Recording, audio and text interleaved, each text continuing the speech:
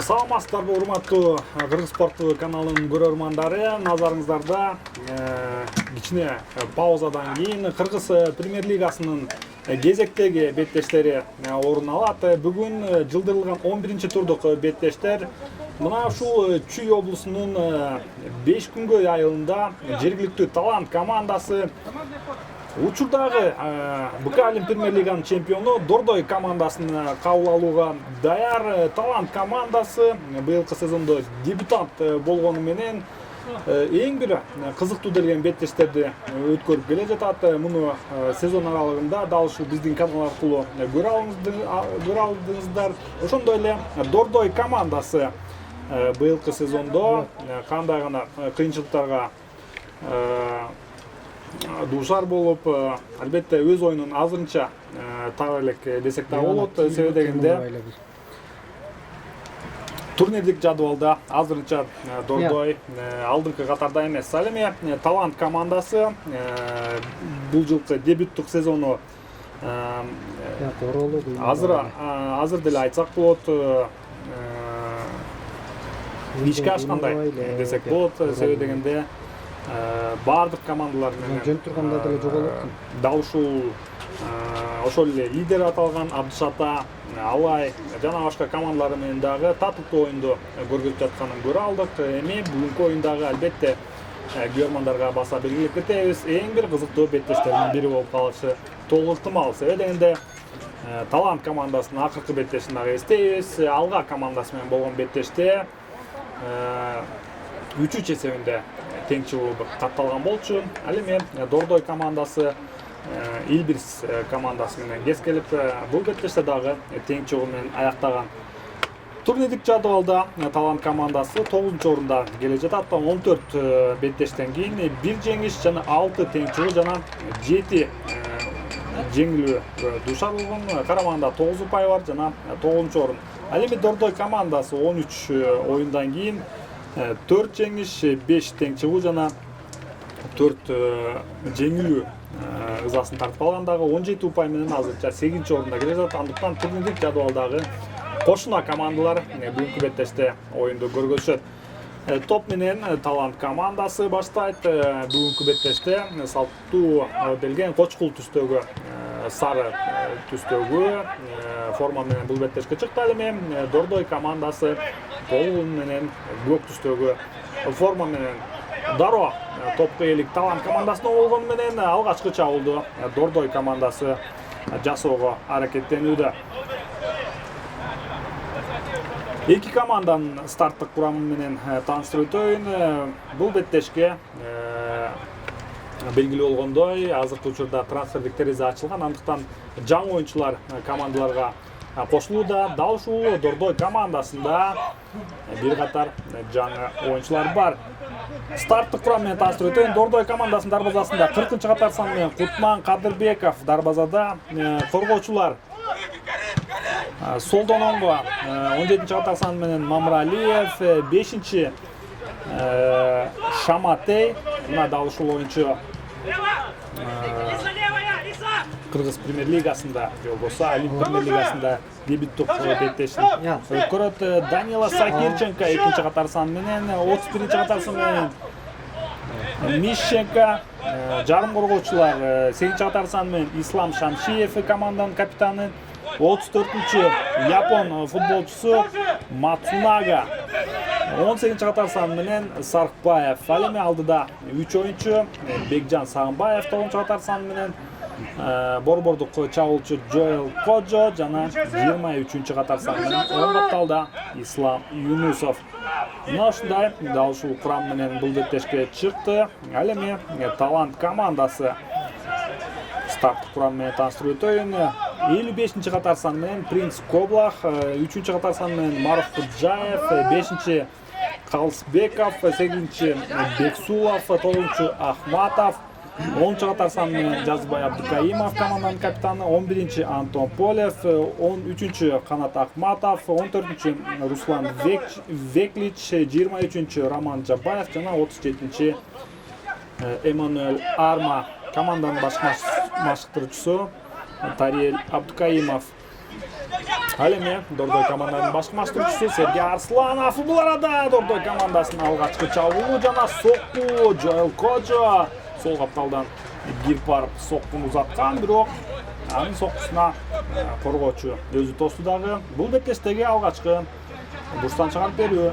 Мына ушундай Дордой командасы дароо бул беттеште өз чабуулдарын баштоодо. Командага бир катар жаңы оюнчулар келип кошулду. Мына ушундай бүгүнкү беттеште дароо Япониянын өкүлү Такуя Мацунага дебюттук сезонду өткөрүүдө. Дебюттук беттештин албетте.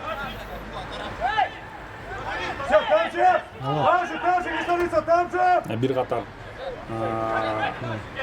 Азиянын өлкөлөрүндө же болбосо чемпионаттарында оюндарды өткөрүп келген 31 жаштагы япониялык футболчу. Бул эми БК премьер лигадагы алгачкы япониялык футболчу десек да болот. Же болбосо биздин чемпионатка көптөн бери кызыгуу жаратып келген көрөрмандар болсо биздин YouTube каналда комментарийлерде калтырсаңыздар болот. Рядом, скинь рядом.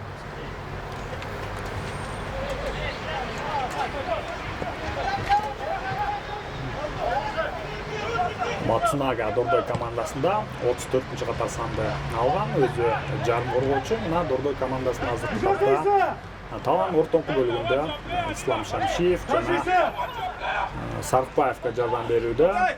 Жоэл Кожо кайрадан бардык чабуулдарда дал ушул Дордой командасынын чабуучусу баштап берүүдө. Эң бир кооптуу делген учурларда дагы дал ушул Гана өлкөсүнүн футболчусу Кожо өз командасында экинчи жарым коргоочуга бурчтан чыгарып берүүгө ээлик кылууда. Султан Мамыралиевден чыгарып берилген тобу Принц Коблах өз ордунда. Коблах дароо оң капталга пас чыгарды, бирок Веклич бул топко жеткен жок. Кадырбеков топко биринчи болду жана Ахматов топто биринчи болду. Жазбай Абдыкаимов эмне болду? Офсайд.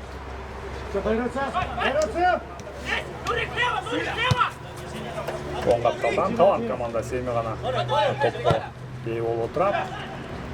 Сол капталга чыгарылган топ дароо дарбазага сокку узатса дагы болмок, бирок Дордой командасынын коргоочусу өз ордунда болду.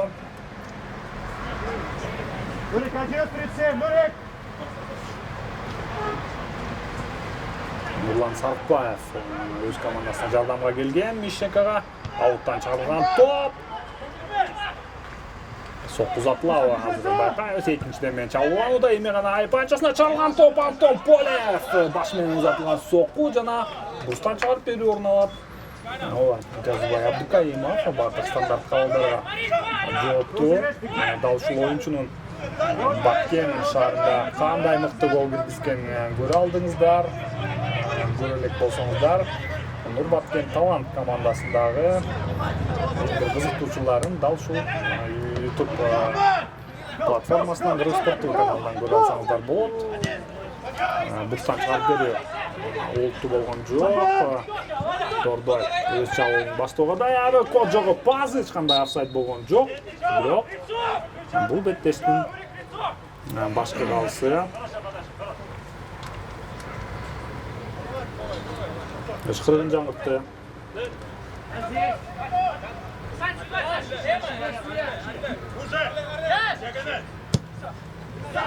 Бул беттештин башкы калышы менен да тааныштырып өтөйүн. Бул беттеште Медербек Тайчиевдин бригадасы талаштырууда. Ага капталдарда Канат Мырзабеков жана Шамил Орозобеков жардамдашат. Резервде калыс Сейит Дөөлөткелди уулу. Мына дал ушундай беттештин расмий өкүлдөрү алттан аталган командасы дарбазага сокку узаткан мүмкүнчүлүк. Мына дал ушул Ислам Юнусов оң капталда өз командасына аутта ээ болду. Мищенко алдыга чыгарылган тобу Кожо bir oyunchuni жазгырып өткөнү менен кайрадан топто Дордой, Мамыралиев. Сүйүнбек Мамыралиевдин пасы жана мыкты. Жоэл Коджа Сагынбаевга пас чыгарган, бирок коргоочу өз ордунда. Кайрадан Сагынбаев айпанчасына чыгарылган топ. Канат Акматов өз ордунда болду. Канат Акматов жана Роман Жабаев. Дал ушул oyuncular Талант командасынын коргоочусу. Өз ордунда болду. Үчүнчү буштан чыгарып берди. Ислам Шамшиевке пас кыска. Эми гана айпанчасына. Мына япониялык футболчу Мацунага топко жеткен жок. Антон Полев өз ордунда болду. Алыстан сокку. Мыкты. Дарбазачы Кутман Кадырбеков алдыга чыгып кеткенин көргөн болчу дагы. Дароо соктун узатты, бирок таамай болгон жок. Албетте, эгер деле таамай болуп калганда Руслан Веклич Быкалин премьер-лигада эң бир кооз голдун автору болуп калмак.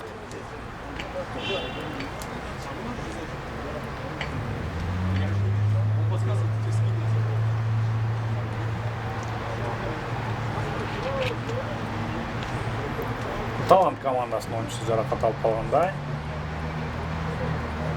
Дарбазачынын көзүнүн önүндө. Пауза жаралып отурат. Бираз да болсо.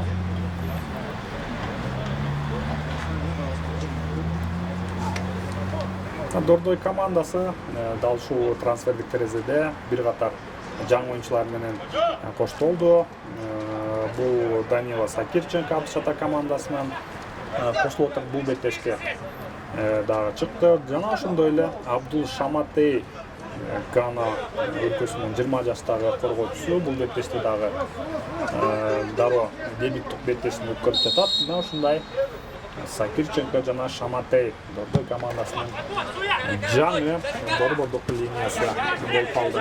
Ошондой эле Талант ортоңку бөлүмүндө да жол айтып, япониялык Мацунага жана ошондой эле Абдукарим Мухаммедов Өзбекстандын дарбазачысы дал ушул Дордой командасына келип кошулду. Ошондой эле дагы бир oyuncular бул Сефас Доку Ганалык чалуучу 15-чи катар сандагы бул беттешке азырынча негизги урамда болгон жок. Жакын беттештерде же болбосо бул беттештен дагы көрүп калышыбыз толук мүмкүн. Мына ушундай oyuncular менен Дордой командасы күчтөндү. Эми Талант командасы дагы бир катар oyuncular менен толукталды. Манас Нуралиев жарым коргоочу Москва шаарында бир катар сүйүүчүлөр арасында командаларга ойноп келген. Ошондой эле жаштар курама командасынын oyuncusu Эмир Шыгайбаев Крымда чемпионатында ойноп келген. Эми Талант командасына келип кошулду бул жайда. Ошондой эле Яхиохон Марфуджаев Өзбекстандык Лочин командасынан келип кошулду. Дал ушул Марфуджаев бул беттешке старттык курам менен чыкты дагы. Талант командасына дебюттук беттешин өткөрүп жатат. Ошондой эле айта кетчү жагдай 19 жашка чейинки жаштар курама командасы, улуттук курама командасы Душанбеде шаарында Кафа мелдешине катышууга жөнөп кетти. Анда Талант командасынын oyuncusu, тагыраагы чалуучусу Сулайман Жумабаев дагы дал ушул курам менен Тажикстан өлкөсүнө сапар алды. Эммануэль Армага карата борбордук бөлүктө эреже бузулду.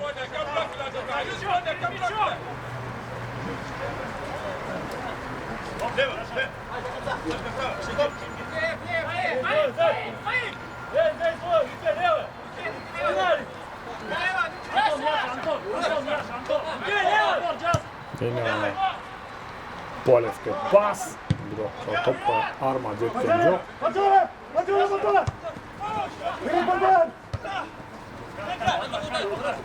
Ахматов, topda yürüyüşü Vekliç. Biraz düşündürüş болып ketті. Ахматов, Anvar. Sağımbayev, Kocağı pas, Joel. Darbazaga tegizi. Эми гана мүмкүнчүлүгү Бекжан Сагынбаевдин соккусу. Дарба заманысынан үстүнөн өттү. Коблах туура кылат, Северенде коргоочулары Дордой командасынын чабуучуларына дарбазага карата чабуулдарды коюуга мүмкүнчүлүк берип коюшууда. Коблах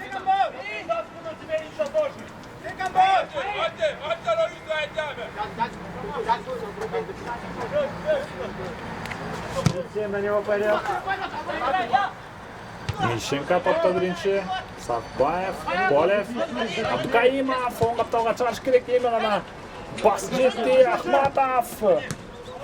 Чыгарылган топ жана Веклич топко жеткен жок.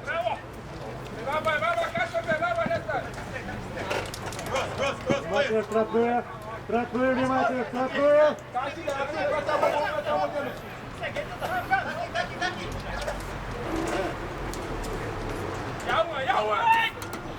Чыгарылган топ Полев, соккусу жана кайрадан бурчтан чыгарып берүү орун алат.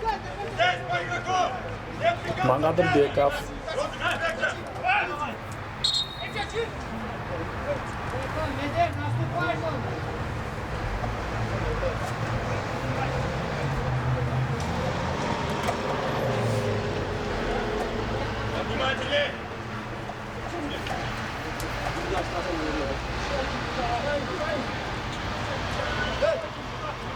Абдукаимов, азгайра бурчтан чыгарып берүүнү ишке ашырат. Эми гана чыгарылган топ, сокку узатылабы. Марuf Куджаев. Сокку узатууга бир аз гана мүмкүнчүлүк болбой калды. Северендеги Дордой командасынын коргоочулары туруштук берген дагы Мангадырбеков азыр топто оюнга кошот.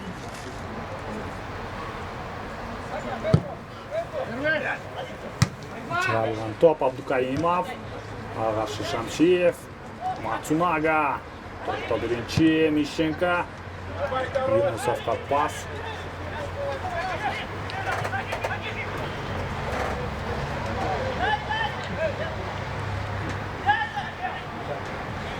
Абдукаимов, Армага пас, бирок Дордой командасынын коргоочусу 5-катар саны менен Шаматей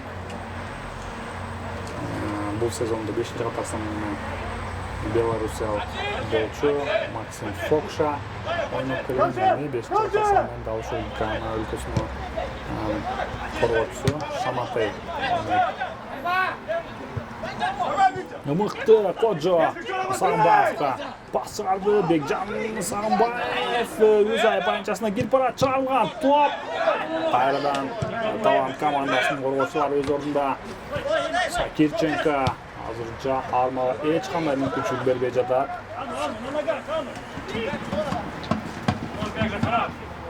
Принц Коблах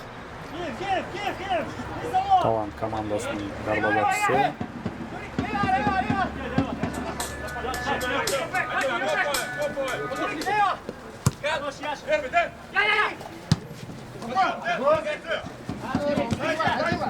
Тардан Сагынбаев жана анын пасы таамай болгон жок.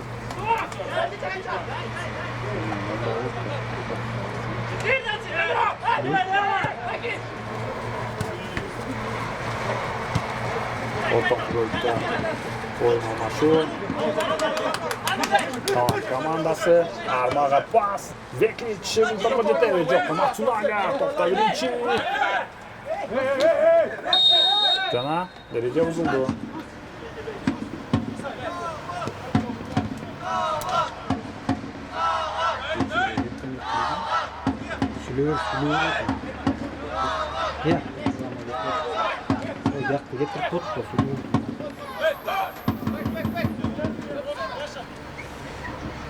Талан ортоңку бөлүгүнөн Мамыралиев, Kojo'ga pas Kojo qayerdan qancha rет havada kurashdi. Birinchi bo'ldi. Matsunaga to'pga yetgan yo'q. Arma, Abdukaimov, Shamshiyev yo'q. Jazvoy bu topda birinchi bo'ldi. Veklich,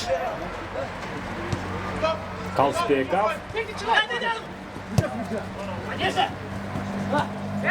Bu yerda top jo'g'otdi.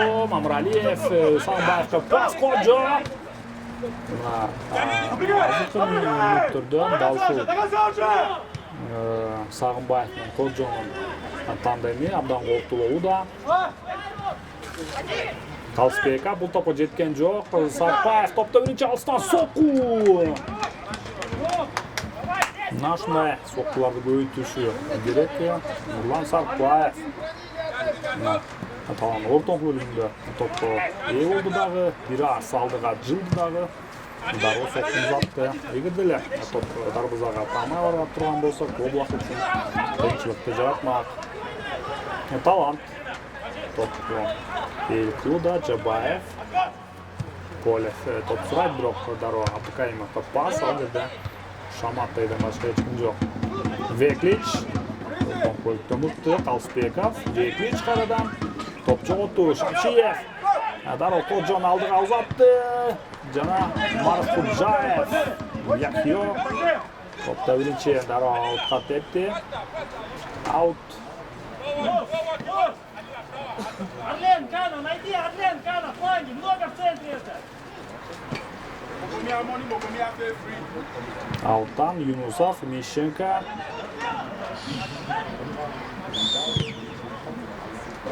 Jana qardan bursdan chiqarib beriyor. Bu betleşte Dalshu Dordoy komandasının canlı çalıcısı Sefas Doku böyle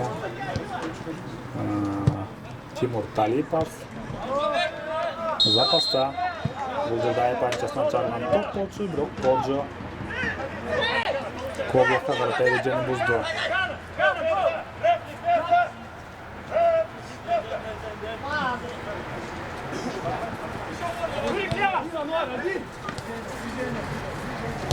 Talant top bilan Polev, Veklich top suraydi. Arma Matsunaga qarshi Massaga Bukal Internet Ligasidagi Yapon futbolchisi jana Gana Maliko'ning futbolchisi to'p uchun kurashdi. Shamatay Sağımbayevga pas, Sağımbayev Daro so'qqini uzatuvga harakat qildi. Aytor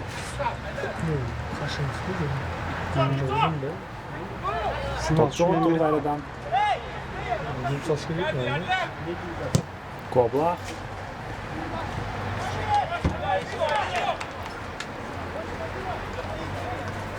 sol qatorga pas, biroq bu tip chaqandan Arsen Beksulov topni to'xtatuvga yetishgan yo'q. Abdukaimov Abdukaimov top jo'g'otdi o'rtoq bo'ldi. Kojo so'qqu. Koblak bu to'pga yetdi yo'q. Yo'q, durustdan chiqarib berib o'rin olgan yo'q. Demak, to'pni Talant komandasi o'tdi. Abdan qo'pti bo'ldi. Mana dal shunday o'yin yurib turgan bo'lsa, Dordoy komandasi jaqin kunlarda esep sonlarini ochib qo'yishi to'liq mumkin. Kalsbekov mana qayerdan qatachilik o'rtoq bo'ldi. Matsunaga Mamraliyevga Suypek sol qaptaldan aypanchasina darov pas. Ahmatov to'pda birinchi bo'ldi. Kojo qayerdan to'pda birinchi jana so'qqu. Taychiyev bu yerda boshqa hech qanday penalti bergan yo'q. Sedaganda top qo'lga teggan bo'lchi.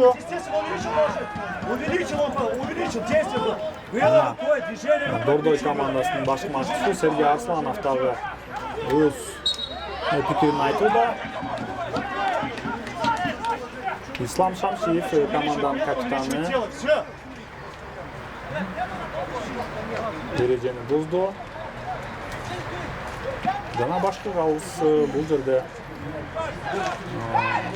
пенальти койгон жок. Бирок ага чейинки эпизодду эстеңиздер, Joel Kojo топто биринчи болгон. Жана анын башка чалып берген тобун пас узаткан болчу баш менен, мына дал ушул учурда топ коргоочунун колуна тийди. Бирок калыстардын чечими менен пенальти койгон жок. Бул эми беттештен соң талкуу жараткан учурдагы болушу мүмкүн. Буга чейин быйылкы сезондо Талант командасы 3 рет бою өз командасына пенальти койгон учурда өз пикирин билдирип макулдугун билдирген эмес. Башка калыстын чечимине жана бул нерсени атайын эксперт комиссия дагы карап чыгып мурунку эпизоддордо дал ушул калыстардын чечими туура эмес болуп калгандыгын дагы белгилеген учурлар болгон. Эми бул моменттагы кандай талданат дагы байкайбыз. Себебинде пенальти коюлууга себептер бар болчу. Ауттан Мамрариев дароо айпанчасына чыгарды. Сарбай сокку Kojo. Жана азырда катага жол берип кой жаздады. Бирок топ Ислам Юнусовго тийип калган.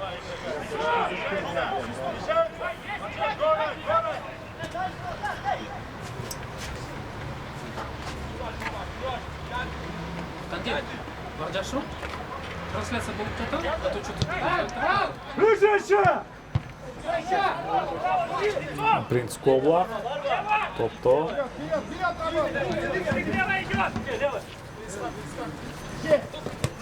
Полев. Абдукаимов, Веклич. Полев. Талант командасы азыркы мүнөттөрдө Талант ортон бөлүгүндө көбүрөөк топту жоготуп коюшууда. Эч кандай калыстын ышкыры жаңырган жок. Беттеш улантыш керек. Бирок ортонку бөлүктө Бордой командасынын оюнчусу жаркатталып калгандай. Бирок ордунан турду. Ислам Юнусов, Мищенко. Юнусов чыгарган тобу Шамшиевке жеткен жок. Армага пас жана офсайд.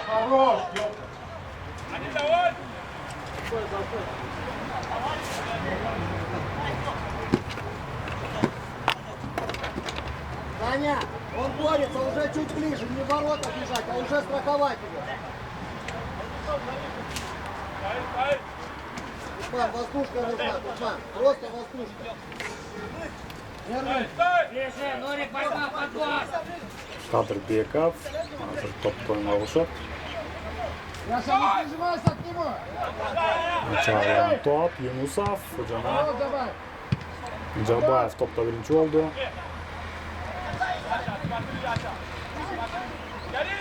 Марус Худжаев азырынча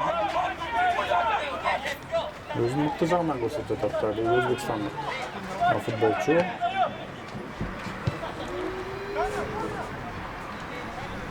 Калысбеков, Абдукаимов, Бексулов, Мищенко, Кардан Калысбеков, Веклич, Жабаев, Кардан Бексулов, Абдукаимов Таимана пас, жана каршы Шаматей, ауттан. Опять штрафной передача, опять штрафной, отдал внимательно! Спинка дальняя, аккуратнее, сюда спина.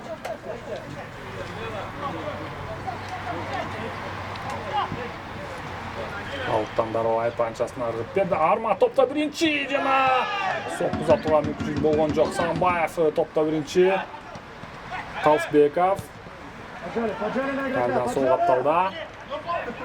Коджону алда өтүүгө аракет. Бексулов айпанчасына чыгарылган топ. Жана тармай болгон жок. Дарбозабы көздөй дароо түзүлө кетип калгандай көрүндү.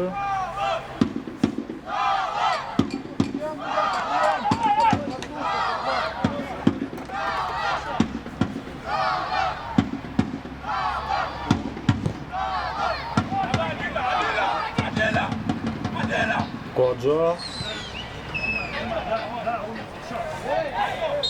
Jana Agalta, Erija uzulda imana. Aktif müşküleceğimiz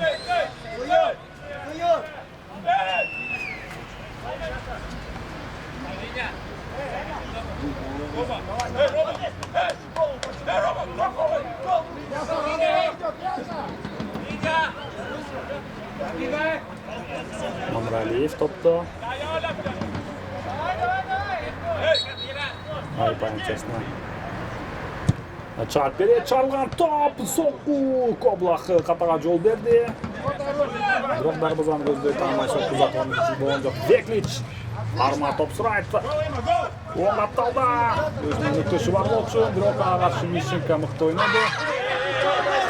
Jana Sakirchenko Derizeni buzganda eles qoldirdi.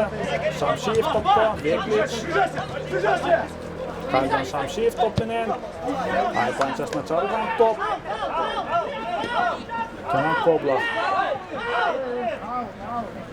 Kalan komandasining ikki o'yinchisi jarohat olib qoldi.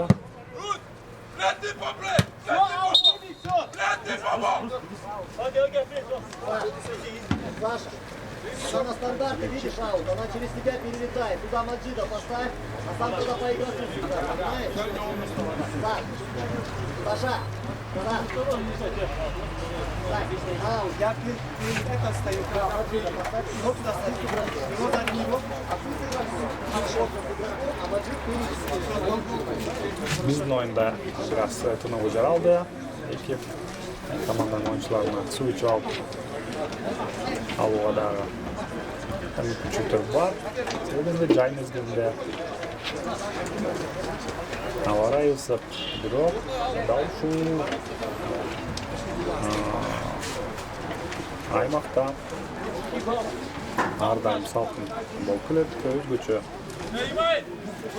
kechqurunda o'yinda to'g'ri aymoq 5 kun bo'ldi. Hozirgi top futbolni qavraydi desek, Лучики в центре, смотри, тоже. Пошел, иди до конца. Рики, хоть что, я, ты все направил, ты туда.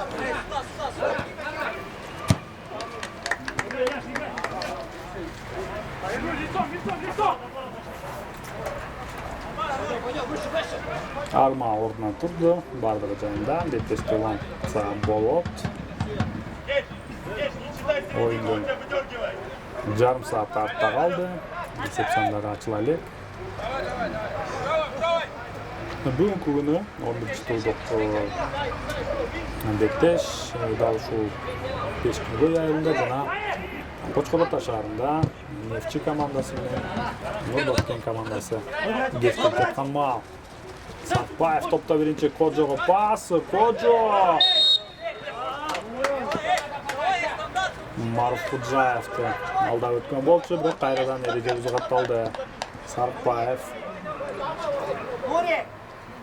Чтоб она ему в ноги падала, Мурик!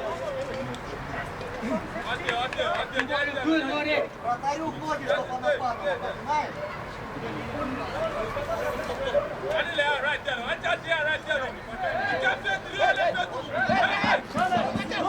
standart tavalda. Aktif noktada buyruq bo'ldi. Bularni Dordoy uchun foyda olib kelishga to'p mumkin. Qaychiyev mushkurig'i chiqarilgan to'p Koblaq. Qaydan qataga yo'l berib qo'yiladi. Kojo bilan Koblaqning bitirishi abdan qiziqli bo'ldi. Hozircha resepsiyonlar demak Koblaqning foydasini desak bo'ladi. Bular qaydlarda vaqtlar bor. Mamraliyev qayerdan aypanchasini chiqarilgan to'p qanchalik Koblaq ikkinchi qavatda Ishenindu emas. O'yinda Paroda qayerdan Dordoy komandasi so'qqisi Islom Yunusov yana tamam emas. Koblaq emas hisoblaydi. Birinchi taymda golni o'tkazib oldi Abdamanli.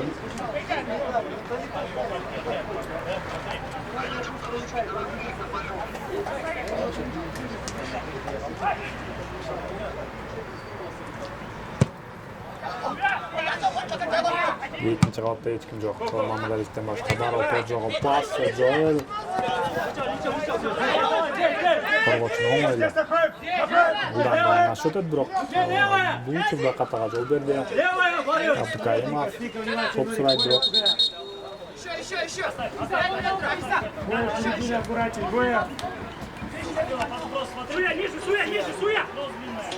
Outdan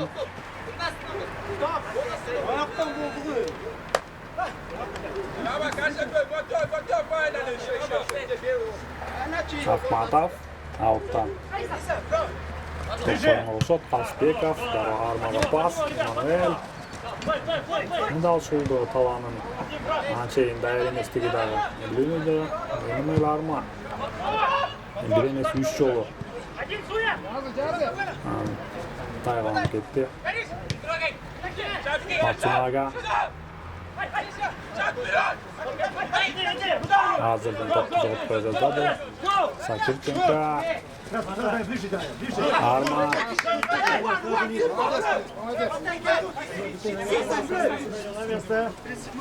Birli Arma emas. Barbı futbolçularga tensiyon yaratıda.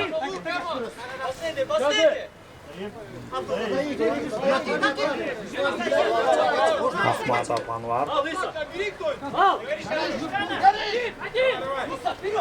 Matsunaga. Podjo'ga. Yunusov Gulpargan.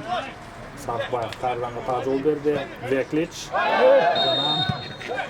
Matsunaga ereceni bozdu.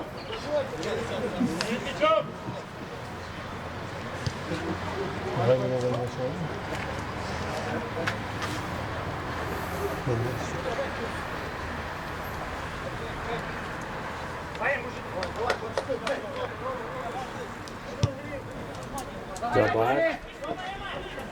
Abdukarimov top suraydi. Qalsbekov.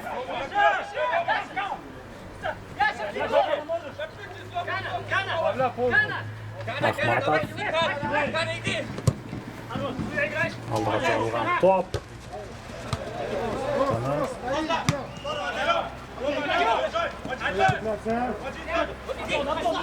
Kardan topta Podjo.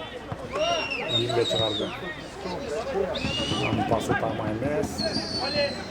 Beksulov. Öz komandasını çalıp bastı. Qalsbekov. Kardan top almashu jana. Toptu to'xtatib qo'yib turib. Daro pas chaqirib deb qilmoqchi.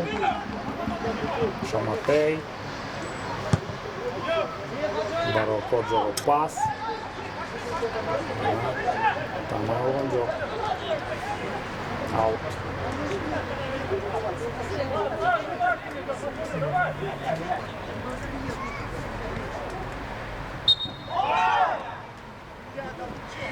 Kardan erece bozuldu. Kombinatsiyalı futbol. Bunday talaba aytish. Buruk. Pas almasının ortuna Daro. Top üçün yürüyüşü abdan көп болуданлыктан анымен катар эреже бузулар дагы жойду. Ahmatov. Kardan ikinci katta giriyor. Out. Hücumdan geçti top. Top menenen Dordoy komandası.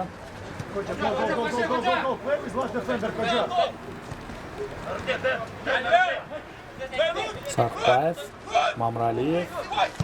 Aypanchasına çalgan top. Sokku garidan.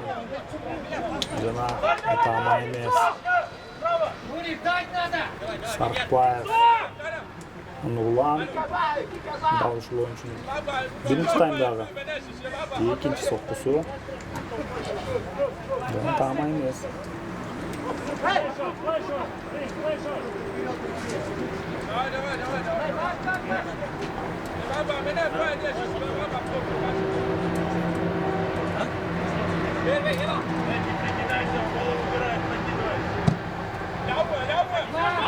İkinci katta Arma.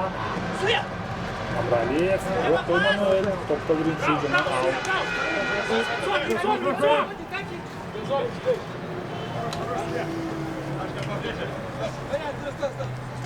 Hoca!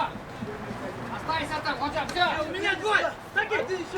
Anvar Ahmatov alttan Abkaimov so'qqu Jana Qadirbekov topda birinchi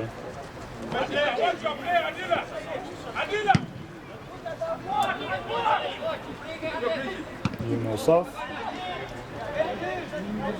Jabayev Jana Qo'ja hech qanday reja o'zgartirgan yo'q jana top cho'g'itdi Alttan Dordoy komandasi Qo'ja qanday pul betkashga dayr ekendigi jana gol kirgizishga abdan harakat qildi qancha turdan beri shu o'yinchi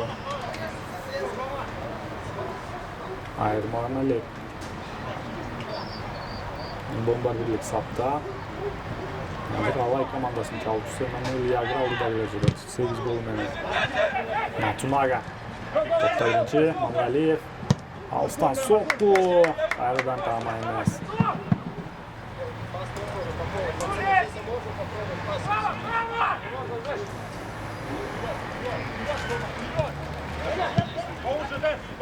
Polev Jabayev Shamatay topta birinchi Sarımbayev top so'g'itdi Veklich bir qardan topini Dordoy Sarımbayev jana top so'g'itdi Alttan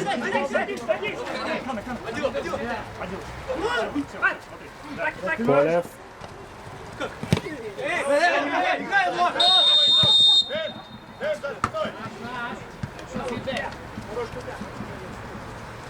Данилович uzuldu.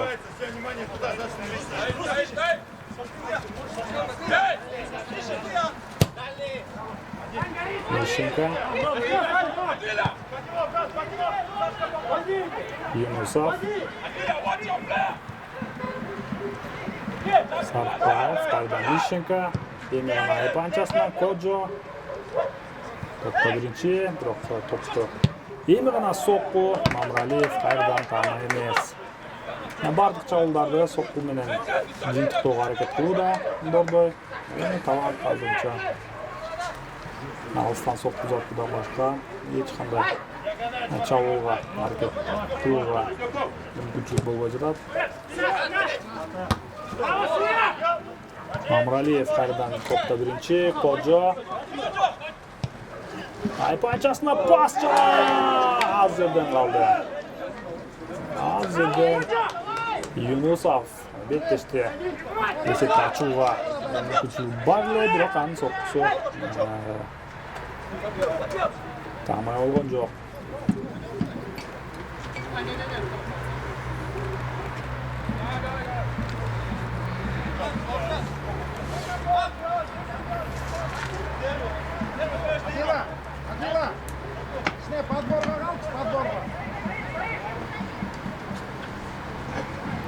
Birinchi taymda 5 minutlik vaqt bor. Shamatayning Armanning to'g'ri yurishi.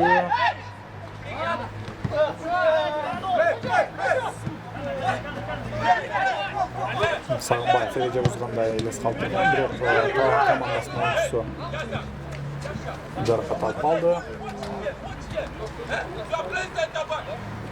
Qo'l bilan betini tiyib ketganday. Darga bu zamonda muhtoj jana Sarbayev yechim so'rovda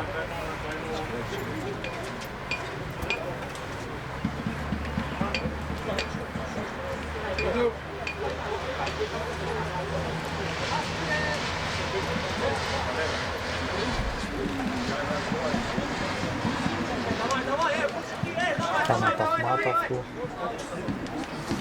Elini ortadan turdi, betkashdi Volchov, Shamshiyev.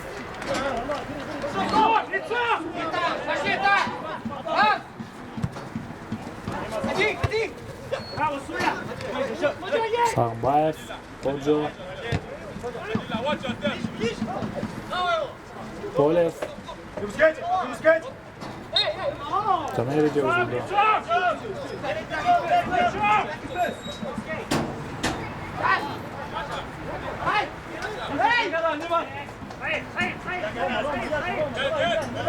Рома, один раз!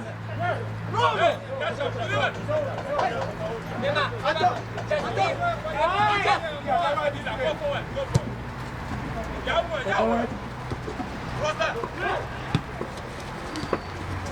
Arma.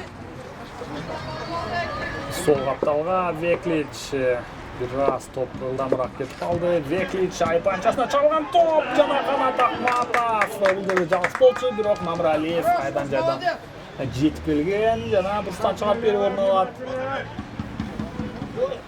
Бурстан чыгып берүү. Расставляй! Абдукаимов.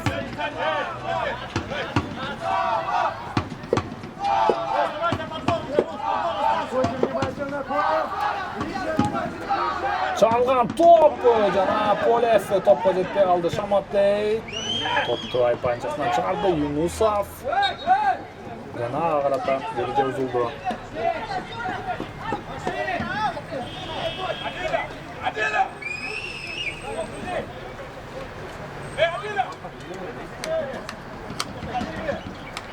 Nishenko.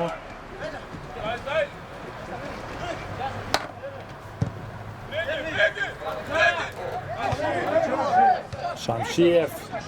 Kojo. Qayerdan Kojo, jana top uchun kurash Yunusov.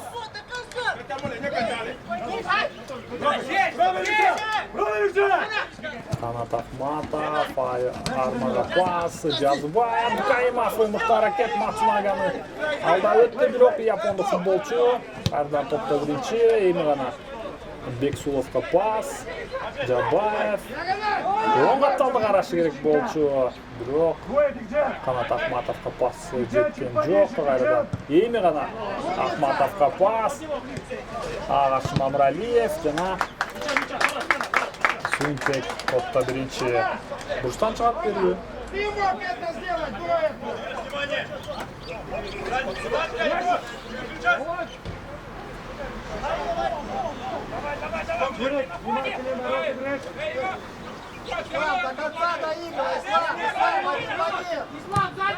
Çalgan top İslam Shamshiyev topda birinchi. Jana Emmanuel Armak deganimizda Qadirbekov baqdan darvo aldığını gözde. Kojo. Kalstar çeşimleri 2 minuta vakit koşuldu oyuna. 2 minuta. Yunusov endi gana topun menen Kojo jana qarata açık ereje uzundu dagы bu жерде Saray Pagazdağı berse bolot. Biroq Taychiyev azınca şaşılbayt. 2 minut qo'shimcha vaqt qo'shildi. Yana birinchi tandagi so'nggi chaldan biri.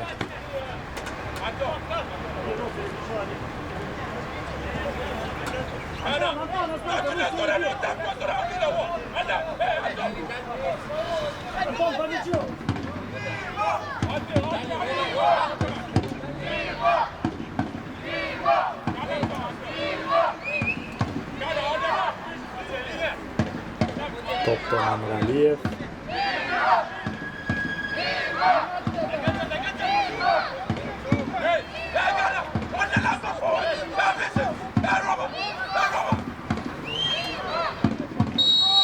Yana qasmıştırığı çalgan top. Jana Jabayev topda birinchi oldu. Offside. Bu жерде Qalsın yardımcısı birlikçesini götürdü da offside. Jaraldı. Jazbay Abdukaimov topda birinchi jana darvo o'ng qattalga pas. Ahmatovga top jetgan yo'q. Polev, Qalsbekov, Jabayev, Beksulov top suraydi. Endi gana Adlen Beksulov, Armaga pas. Sakivchenko topda birinchi. Ahmatov qatar yo'lda biroq topda Talant komandasi. Sa'bayev ayağına çen oynadı. Polev, Anton, Ağaçlı Sarımbayev Nereden topta Talant komandası. Жана башкы калыстын ышкырыгы жаңырды. Бизде 15 мүнөттүк тыныгуу. Talant Dordoy 0-0.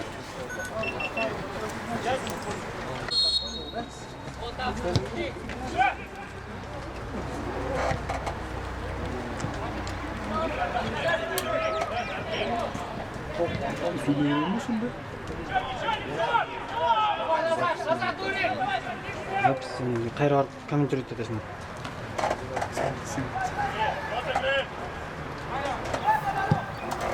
Кыргыз спортту каналынын көрөрмандары, назарыңыздарда бизде Талант жана Дордой командаларынын беттешинин ортосундагы экинчи тайм башталып отурат. Биринчи таймдан кийин эсеп сандары ачыла элек 0-0. Жана экинчи 45 мүнөттүк эки команда бул беттеште кимиси жеңүүчү аталат, же болбосо дал ушундай эсеп сандары ачылбаса, тең чыгууга аталып эки команда бирден гана упай алып калышы мүмкүн. Дордой командасы дароо чабуулда. Веклич, Полев жана топ жоготу. Биринчи тайм соңунда Дордой бир катар эсеп сандарын ачууга мүмкүнчүлүктөр бар болчу. Ошондой эле биринчи таймдагы Талант командасынын коргоочусунун колуна айпанчасына топ тийген болчу дагы, бирок эч кандай пенальти коюлган жок. Ошондой эле алыстан соккулар менен Дордой командасы чабуулдарды жасоого аракет жасады. Ошол эле Жоэл Коджо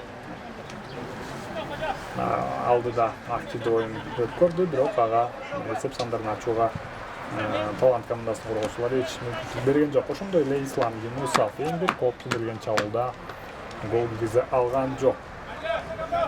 Экинчи тайм башында эки команда тең, бир дагы оюнчулар алмаштырылган жок. Дордой командасынын дарбазасында 40-катар сандагы Кутман Кадырбеков, экинчи катар сан менен Сакирченко, 5-чи Шаматей, 7-чи Коджо, 8-чи Шамшиев команданын капитаны, 9-чу Сагынбаев, 17-чи Мамралиев, 18-чи Сартбаев, 23-чү Юнусов, 31-чи Мищенко жана 34-чү Мацунага. Бул арада Дордой командасы буштан чыгарып берүүгө ээ болду. Кыска пас менен эми гана Мищенко айпанчасына пас чыгарды. Шамшиев сокку заптаган үчүн болгон жок. Кайрадан Мищенко чыгарылган топ, Сартбаев жана алмай алган жок. Дордой командасынын башкы өткөрүүчүсү Сергей Асланов. Эми Талант командасы төмөнкү курам менен бул беттеште чыкты. 55-чи Коблах, 3-чү Маруф Куджиев, 5-чи Калысбеков, 8-чи Бексулов, 9-чу Ахматов, 10-чу Абдыкаимов, 11-чи Полев, 13-чү Ахматов, 14-чү Веклич, 23-чү Жабаев жана 37-чи Арма. Команданын башкы маштырчысы Эль Абдыкаимов.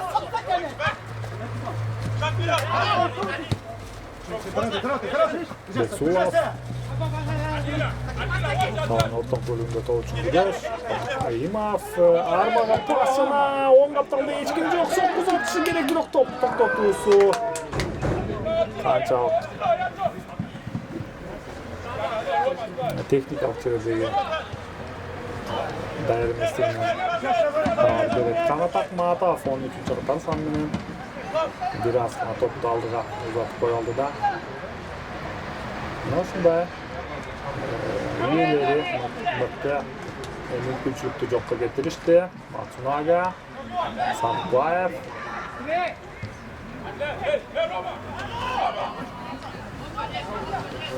Жана тоочун күрөш эреже бузулду. Бертачиев ышкырын жаңыртты. Дордой командасынын оюнчусу жаракат алып калды. Бул Бекжан Сагынбаев. Уйди, Яша, уйди!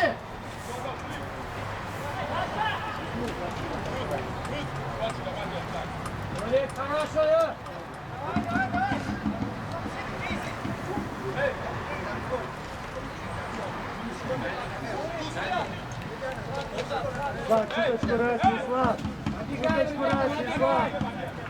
Кайрадан стандарт кабал, 3 футболчудан турган тосмону койду Коблах.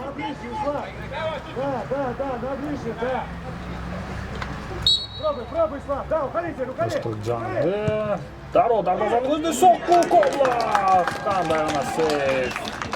Өз командасын сактады. Сартбаев дарбазанын көздөй соккун узаткан.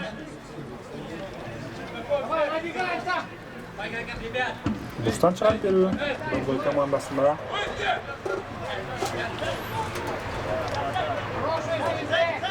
Мамралиев. Ооба жакынкы бурчка берилген комбинацияны билебиз Дордой командасында. Көп оюнчулар ушу Darvazan tayanchasına bir çoğulşat.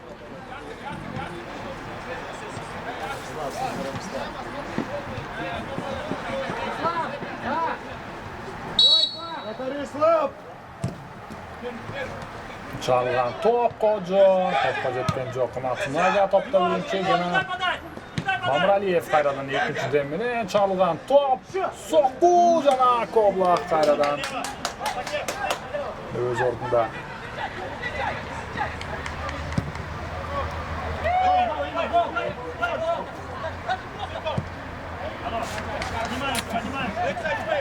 Naltan komandası Bolev top surayt. Abdukayimov, Kalsbekov. Hazırdan top cevap koyacağız. Jabayev. Kardan Adlet Kalsbekov, Aras İslam Şamşiyev. Anwar Ahmatov. Demiran Abdukayimov kapas, Jazvay. Jana. Kardan top çoğutu. Kalan komandası. Arma jana Kabil Bekov öz orunda. Отрезай!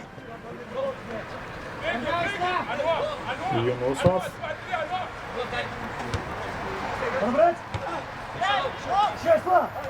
Jabayev. Подобрать! Kardan topta. Polev.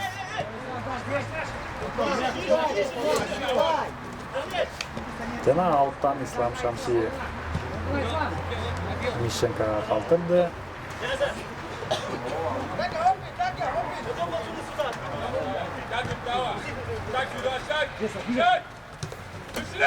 Polev topni çalgan to'g'ri xatoga gol berib qo'ydi.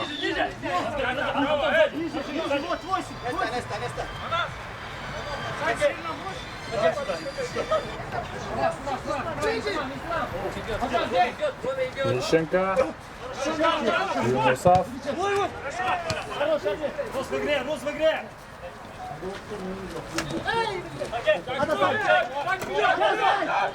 Еще, держи!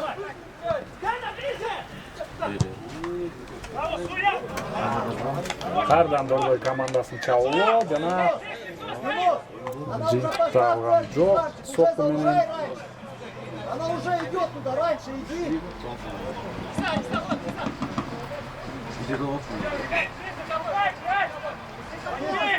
Принцип Koblak hech shafslibayt.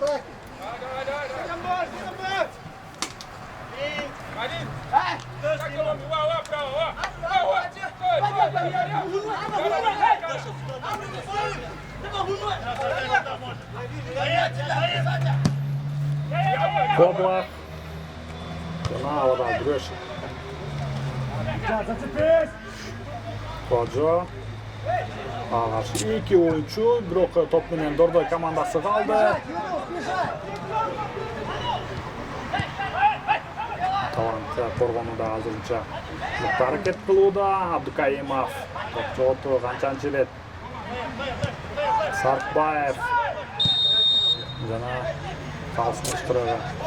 Albatta shuni boshqa qolsa Mederbek Taychiyev qattollarda Sanat Mirzabekov jana Shamil O'rozabekov. Gardandashuvda rezervga qolib Seyit o'lib keldi.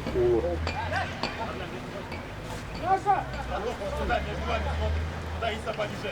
Иса спина. Он уже.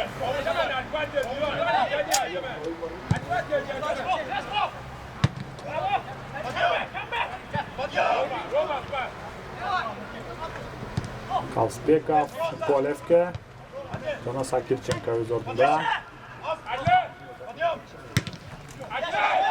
Malxudjayev havada kurash. Sag'inbayev birinchi bo'ldi. Kojo qarshi Kalsbekov.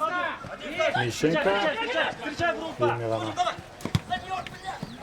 Jana Yunusov Islam biroq Koblak o'z o'rnida. Anwar Ahmatov, Jabayev.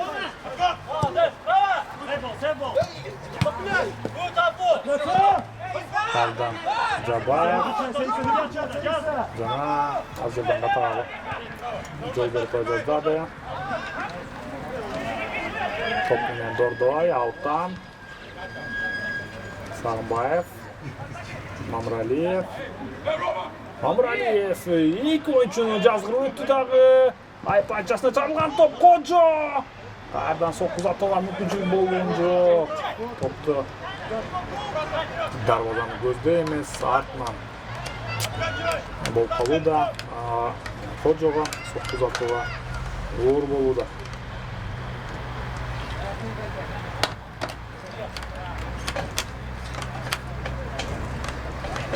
Добрый командасында ойыншы алмастыруға дайындануда. Нұрлан Сартбаевтың орнына ойыншы қатарсандағы Тұрсынәлі Рустамов ойынға қосылады.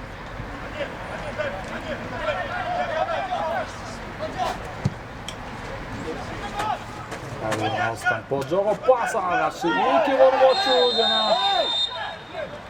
қалсын ышқырығы жаңырды. Бұл Ayıp pançasının içinde болған жоқ. Жана Koptu delgen ayıp soqu belgiленді. Ошондой эле сары айып кагазы көрсөтүлдү. Бул ошол эле 3-чү катарсанда Мариф Худжаевге. Жана Мищенко үчүн мыкты мүмкүнчүлүк.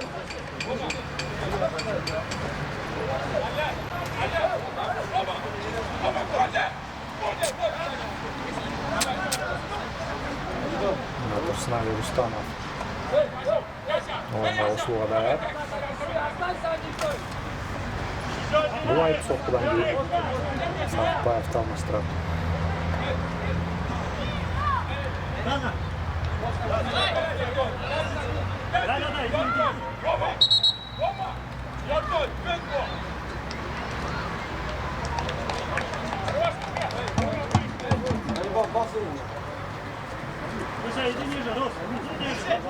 Сарқбаев.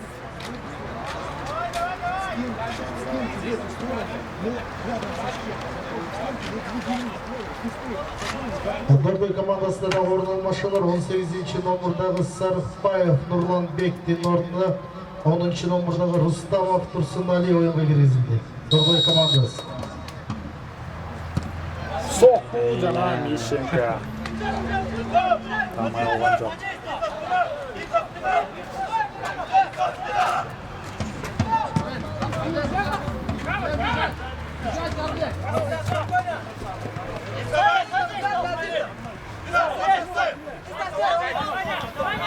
Бексулат.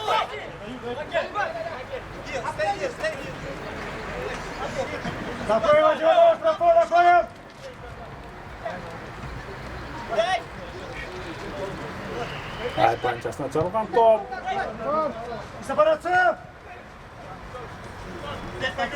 Veklич. Жана эреже бұзылды. Ислам Шамшиев.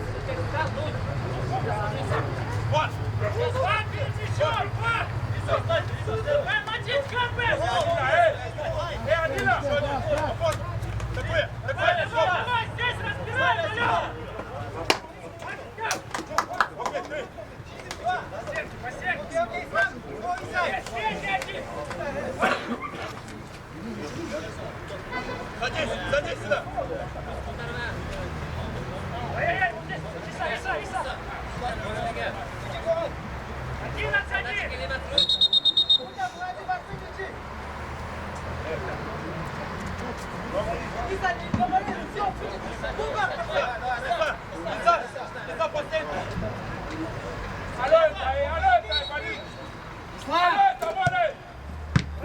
Жер менен узатылган соққу жана тамай болгон жок.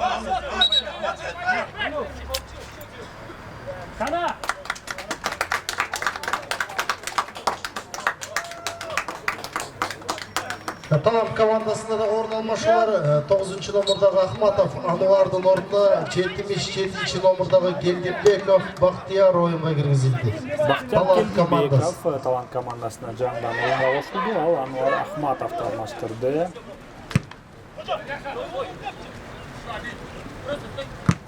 Коджо.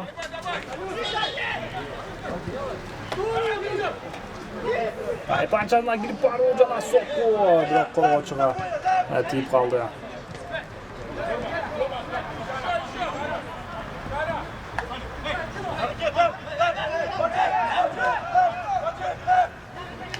Abdukayimov talan o'rtoq bölümde Armaga pas jana Shamatey topda birinchi oldu.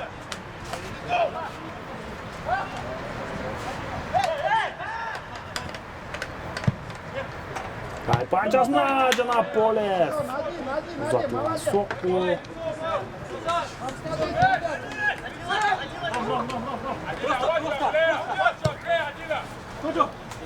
Kojo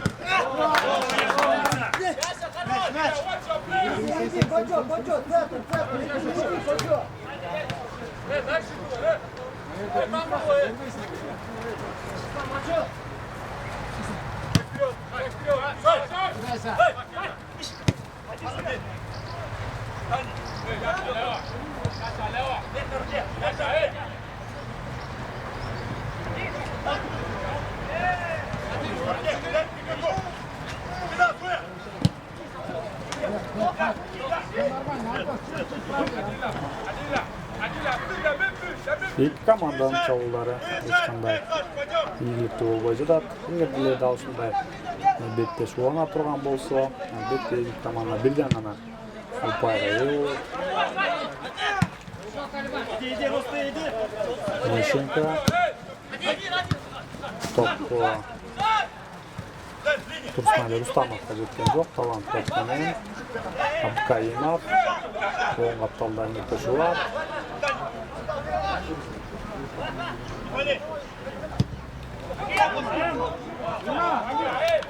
Canan'ın pası.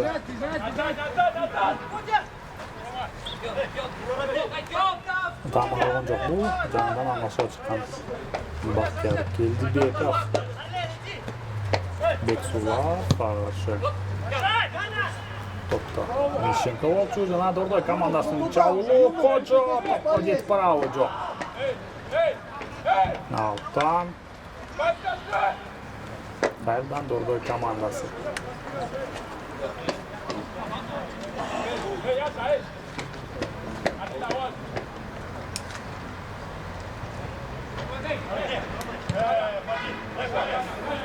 Kojo.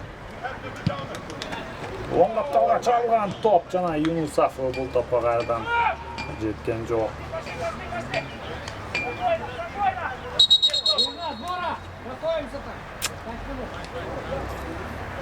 Давай, мужики, давай!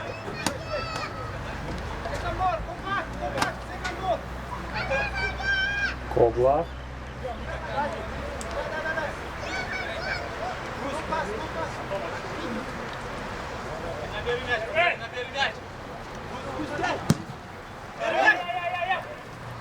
Koyuyor.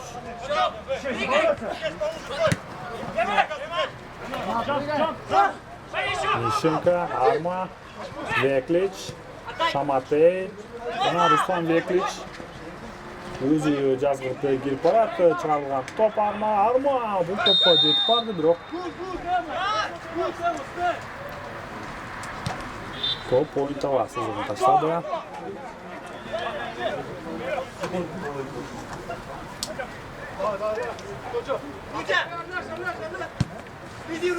Mishchenko.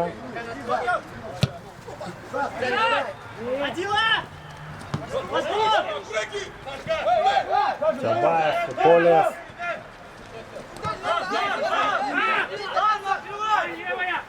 Жанауттан командасы.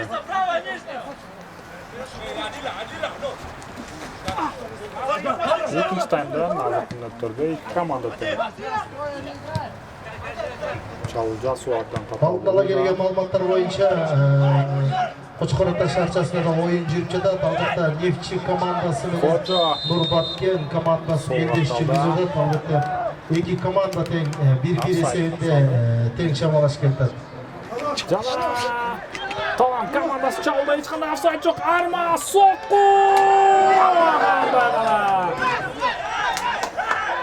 Мүмкүнчүлүк бар болчу. Жана эч кандай дустан чыгарып берүү орун алган жок. Бирок кайсын жардамчысы дустан чыгарып берүүнү көрсөтүп жаткан болчу. Бул жерде кандай гана мүмкүнчүлүк болду. 2-2 оюнчу алдыга чыгып барды дагы жана Руслан Веклич Армага пас чыгарган. Арма Anın sokkusu biraz gana tamam bolgan jok. Eң bir gol edilgen. Çağol ikinci bölümdögü Dordoy bu çağolga sol aptal menен жооп берди, бирок Бекжан Сагынбаев бул топко жетип барган жок. Эрден эреже бузулду. Бұл арада Сергей Арсланов қайдан жаңа ойыншыларды ойын таласына қосылды. Бұл Гүлжігіт Бөрікбаев және Ернас Адилов. Екі ойыншы екі қапталға шығары белгілі.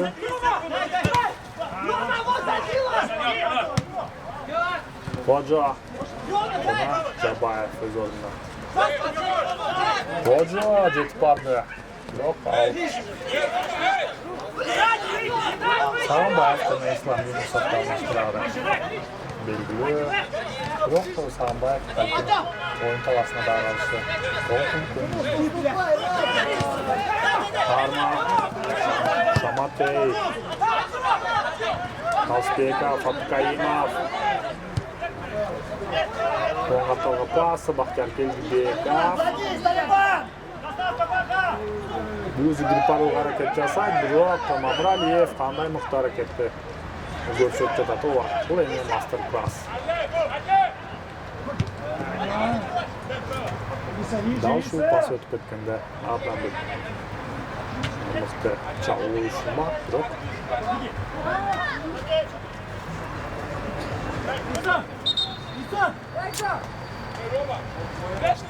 на ойыншылар алмашат.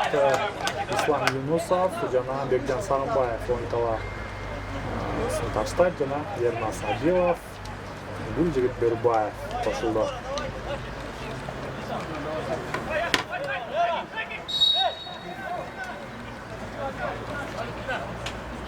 Дордой командасында дагы орун алмашуулар болду. 9-номурдагы Сагынбаев Бекжандын ордуна 19-номурдагы Бөрікбаев Гүлжігіт оюнга киргизилди. Командада дагы бир орун алмашуулар.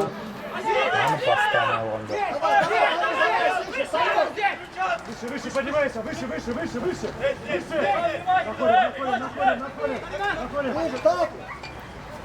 Дальше.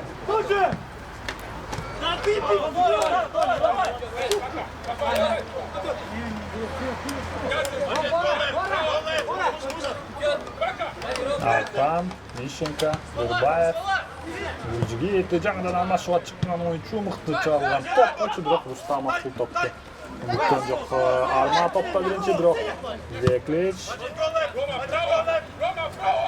жана Мищенко топко ойноду. Коджо, Адилов, Рустамов, Мацунага, Мищенко өзі келіп барат жана айпанчасына чыгарылган топ. Бөрікбаев соккузатышы керек.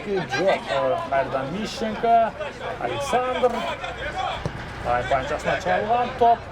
Тамай болгон жок. Келдибеков топто. Ернас Адилов кайрадан топ жоготу. Дордой өз чабуулун улантат. Адилов бул топко жетип барды жана мыкты чыгарылган топ. Ислам Шамшиев, Мамралиев айпанчасына пас. Бөрікбаев бул топко дарбазага сокку. Дордой командасында дагы бир орун алмашуулар болду. 23-номурдагы Юнусов Бөрікбаев өз айпанчасына кетип барат жана Роман өз командасын сактады. Дордой командасы Шаматей эреже бузулду.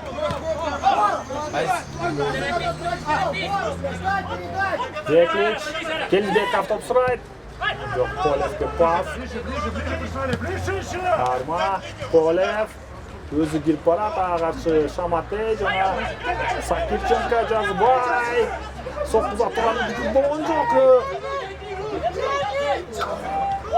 Эми гана сокку жана Веклич тамай болгон жок.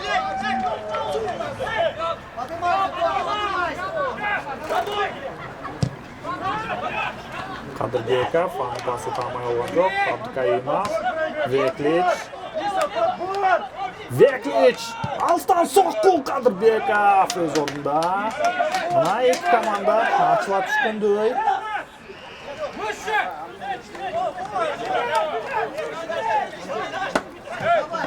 Qadirbekov. Tamam, o'rtoq bölümünde. Mishenko. Jabayev. Polev. Shamshiyev. Бора, ширину соблюдай, Бора! Ширину соблюдай! Rustamov. Hoca. Yana paslama emas, Beksulov o'z o'rnida bo'ldi. Sakirchenko. Yana qayerdan Arma o'z o'rnida, Emanuel. O'zi Gerparatova qarshi Mamraliyev. Solga talga mıqtı pas. Beksulov. Qarshi Mishenko yana dereja uzildi. Bu arada Talant komandasida o'yinchi almashadi.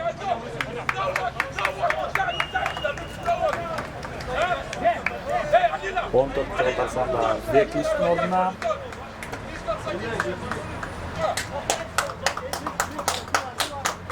Жиырма Çağatarsandağı Emir Şıraybayev. Talant komandasında da orun almaşılar Oyun oldu. tarzına 14 nomurdağı Bekliş Ruslarının ornuna 25. nomurdağı Şıraybayev Emir oyunga girgizildi. Talant komandası. Komandasının dublunda jana Neftçi komandasında oynagan oyuncu.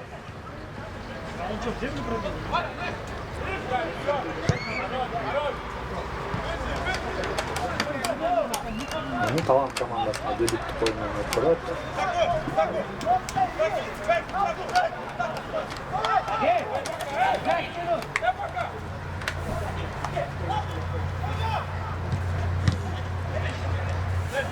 Polev, Kalsbekov. O'ngga talgan pasi Jazboy Abdukaimov, so'qqu yana. Sakirchenko o'z o'rnida oldi. Aypaynchasına chiqarilgan top Arma jana Qadirbekov. Bu topda birinchi Polev. Shiraybayev, Beksulov so'qqu jana.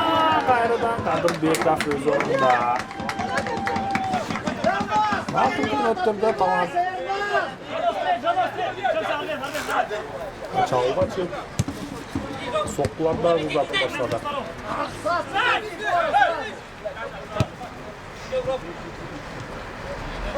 Mishenko. Tovushlarına pas almaşı. Abilov. Bu topa jet bravo çok. Kalsbekov.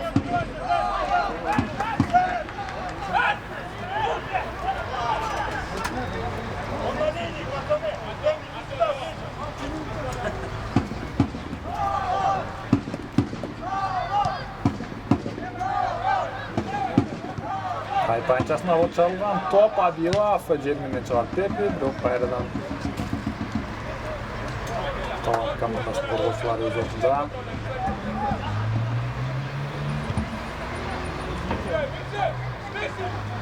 Mamraliyev.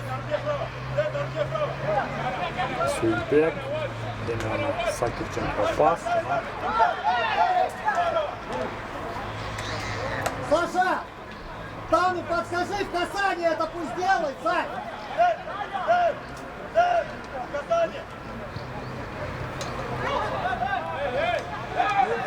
Hemen burçtan çıkarıp veriyor.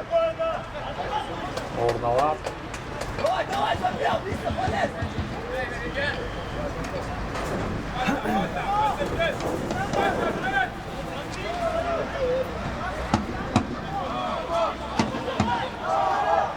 Bu arada Sefaz Doku ortalasına çıkıyor da Talant polunu organlara öttü. Ablep Kalsbekov.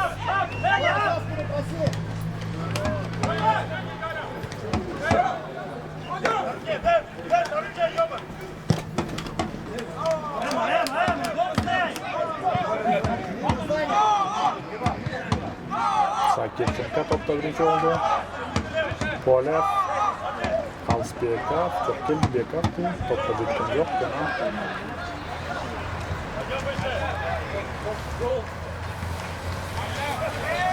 Matsunaga topta birinchi. Mishenko.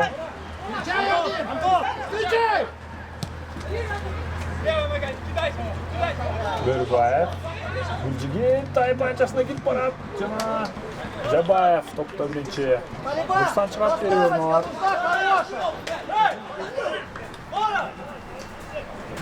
Расставь!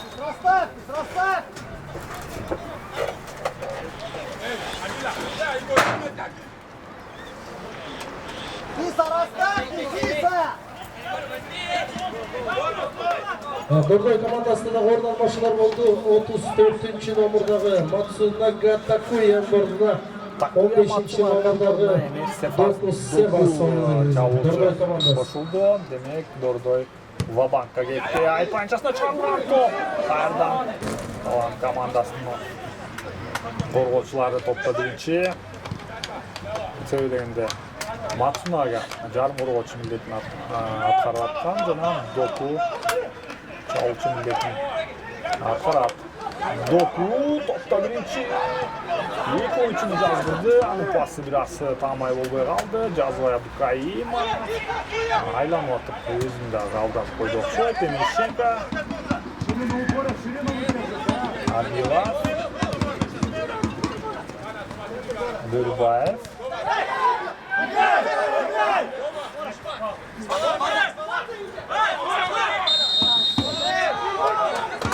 Yana standart faul.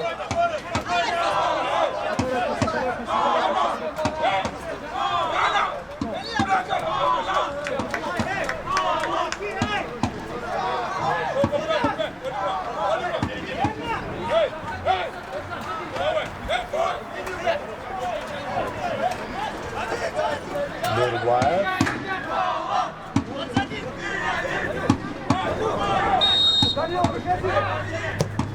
çalgan top soqu Bursdan chiqarib berdi.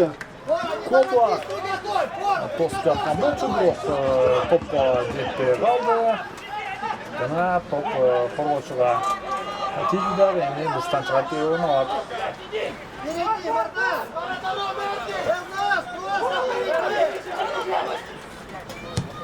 Aypanchasini chiqargan top Qo'ja bu topga yetgan yo'q. Ikkinchi qavatdagi go'sh.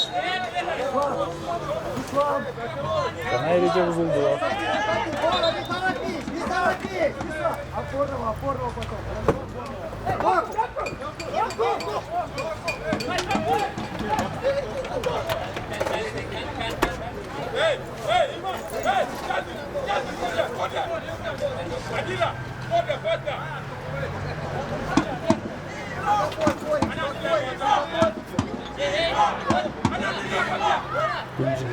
Durbayev topda 3 o'yinchidan turgan Osmonov tizildi.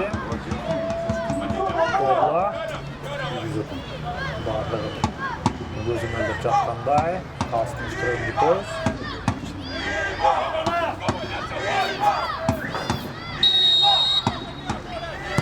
Çalgan top jana Qo'jaga top qayerdan jetdi? Aldan Bukayimov kontra chaldi Jaso'g'i. Uning kuchi bor Arma o'g'li to'g'ri Reja buzildi. Qayerdan? Mana Injilik Durbayev rejadan buzdi. Jana Turmush hayot qog'ozini ko'rsatib o'tiradi. Injilik Durbayev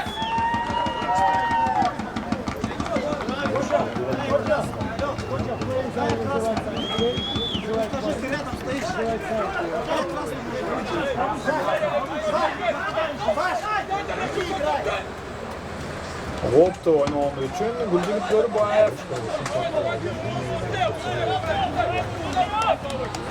Qizlayib qog'ozni olib o'tiradi. Arma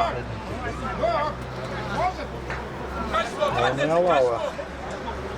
Bettes Kuantalda turgan bo'lsa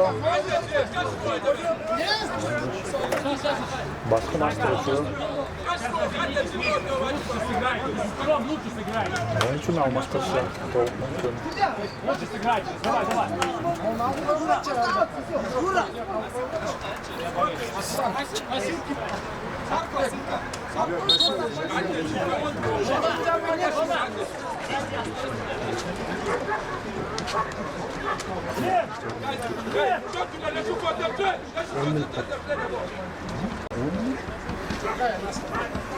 Может, Bunda başlamamalıyız.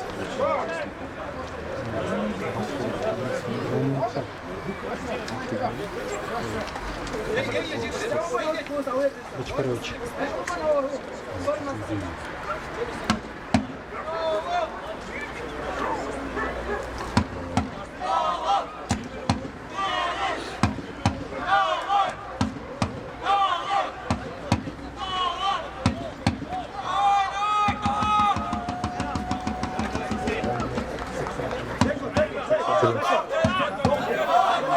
Arma jarohat olib qoldi.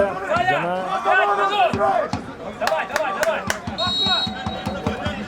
Bekteshdi. Hozircha dargirlar ko'zimizda.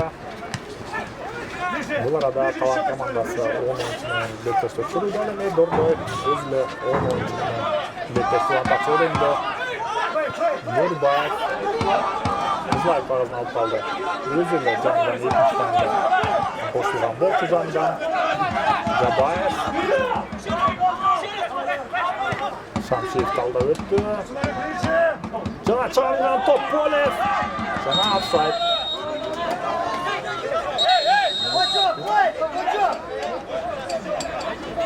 Anton Polev. Saray parazına yevil oturdu.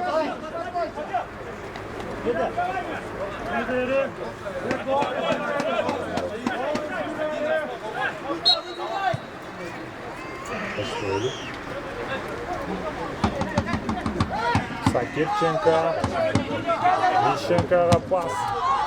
Hoca. Bomba talga o'tdi.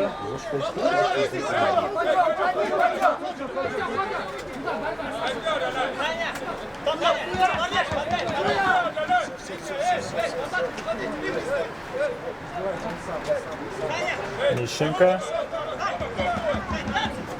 Talant komandasi to'liq bilan Guzay panchasini o'tdi. Charlan top Hoja. So'qdi. Aydan pamay olgan yo'q.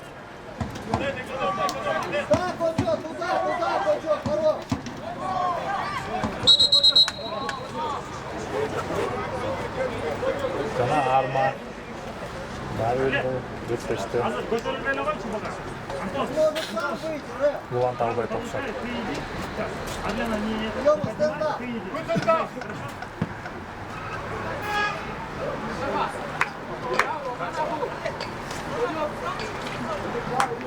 Да, еще есть время. Давай, мужики, еще время есть.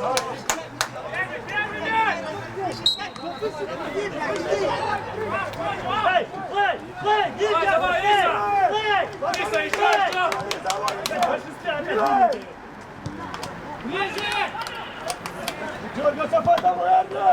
Topdan Talant komandasi Adlet Xalsbekov. Ag'arata elgildi. Jana Talant komandasini Jana talaga boshlab. Jabayev.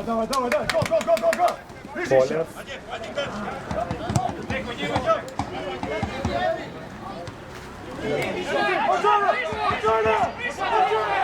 Ahmatov. Kelizbekov top bilan.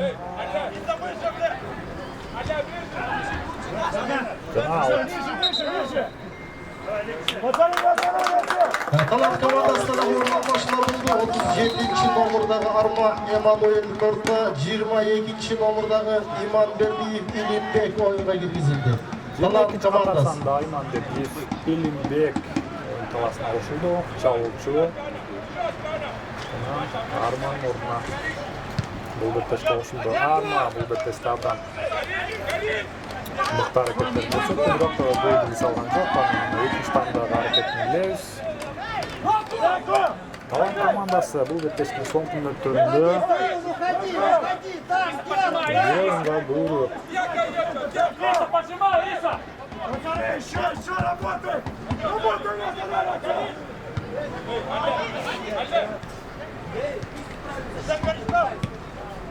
Iman Berdiyev to'pga yetgan yo'q.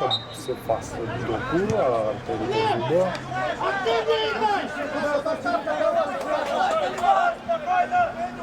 Жана Мищенко стандартка алды ишке ашырат.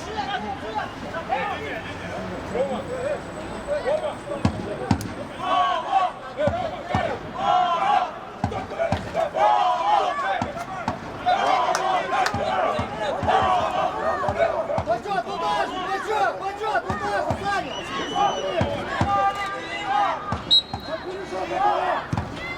Aypanchasına çalınan top Sefas Doku topla birinci Koblak.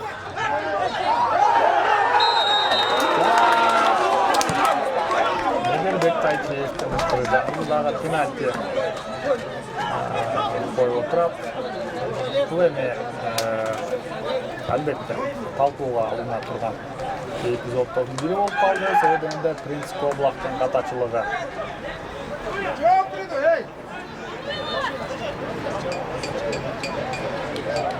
Екінші раунда топты алып болды.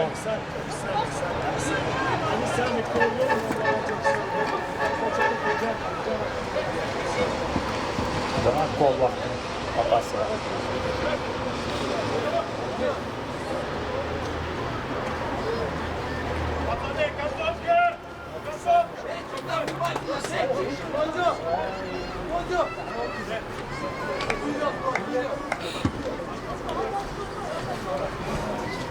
Жаңдан алмашуға шыққан ойыншы бұл Sefas Doku жарақатта қалып қалған.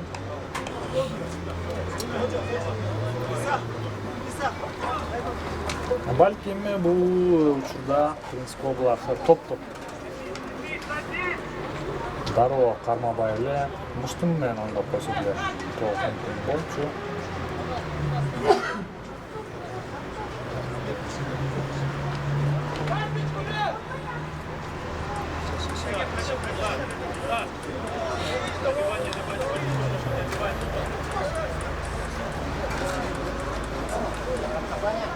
Джоэл Коджо. Суя, ты там, Суя, ближе. Топ менен дал ушул оюнчу бул сопкуну узатат. Мага каршы Принц Koblak.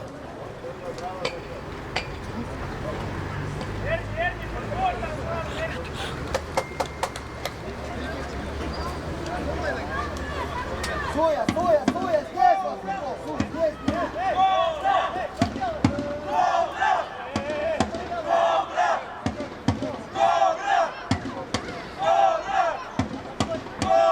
Коджо жана Koblak. Биринчиси бул тирештен мыкты болот. Пасмыштуу жаңырды. Коджо.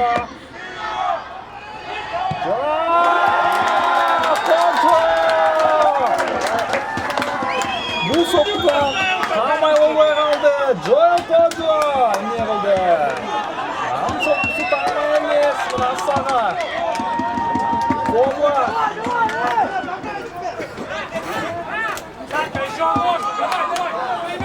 Принц Koblak өз командасына эгер деле бул жолу жүре турган болсо албетте өз катачылыгына мойнуна алмак. Себеби дегенде аталган командасы бир оюнчуга көбүрөөк дагы оюн бүтөрүнө дагы убакыт бар. Адлет Асбеков орток бөлүктө кайрадан топко ээ болду Дордой командасы. Коджо бир оюнчуну жазып өттү жана кайрадан алыштырды. Стандарт абал.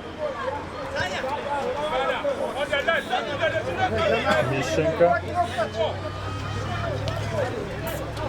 жана оюндун негизги убактысы дагы сонуна келип жетти.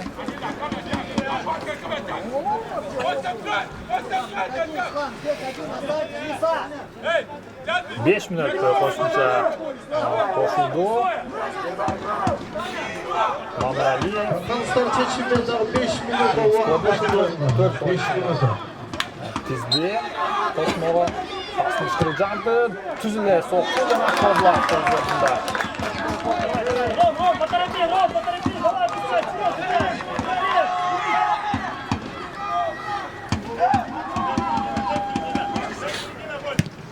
Darı aldığını gözleyip çıkarılan top.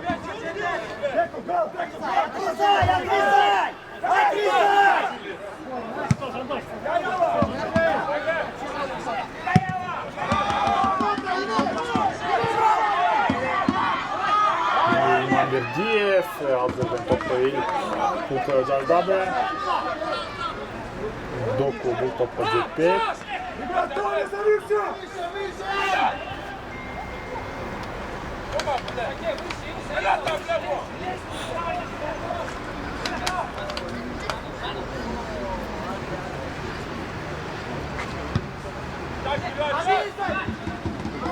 Мищенко, топ-чоготу, Каимов, Жанширет, топ-чоготу.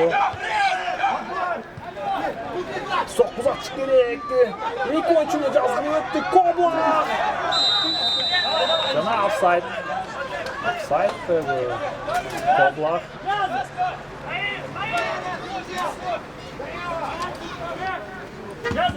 Надежнее, через пас сейчас! Жана Сефас Белко старается разного отрада. Здесь сохрани, здесь! Антон! 5 минут еще есть! Давай, мужики, давай! Пацаны! Не остановятся, пацаны! Быстро! Давай! Играть еще! Алдын келген маалыматтар боюнча дагы Кочкор-Ата шаарчасында Нефтчи командасы менен Урбаткен командасы белдеш жүргүзүп аткан. Алдын келген маалыматтар боюнча 4-1 эсебинде Нефтчи командасы алдыда бартат. 74-минутта да Нефтчи командасы Урбаткен командасын 4-1 эсебинде утуп бартат. Коблах, Дарге өзүнүндө беттеш тууланчы керек эми бул футболдук тактикалар убакытты чогуу боюнча бул арада параллель өтүп жаткан беттеште Нефтчи Урбаткен командасын жеңип жаткан учуру.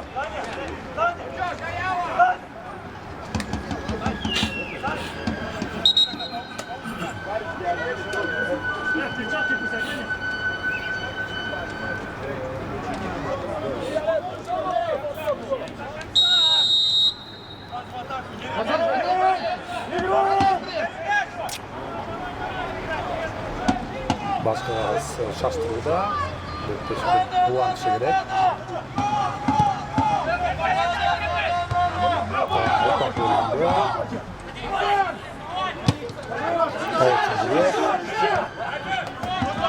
Иман Бердиев. Айрадан топсыз қалды. Мищенко. Полев.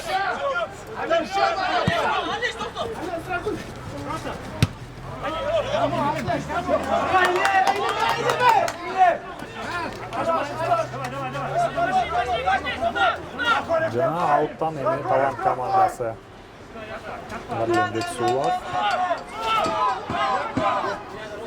Дару айпанчасын темірді.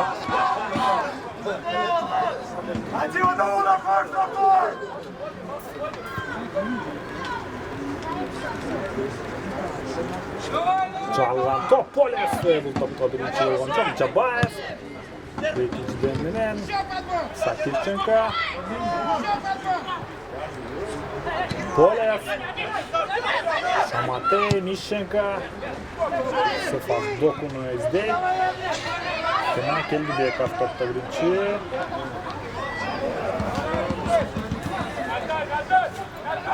Наутан Дордой командасы.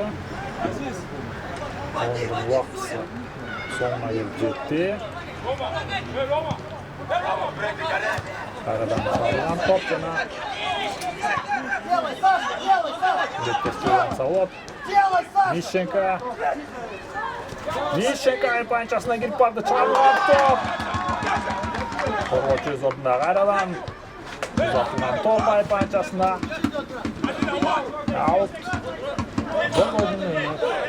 Соңку чабуулу.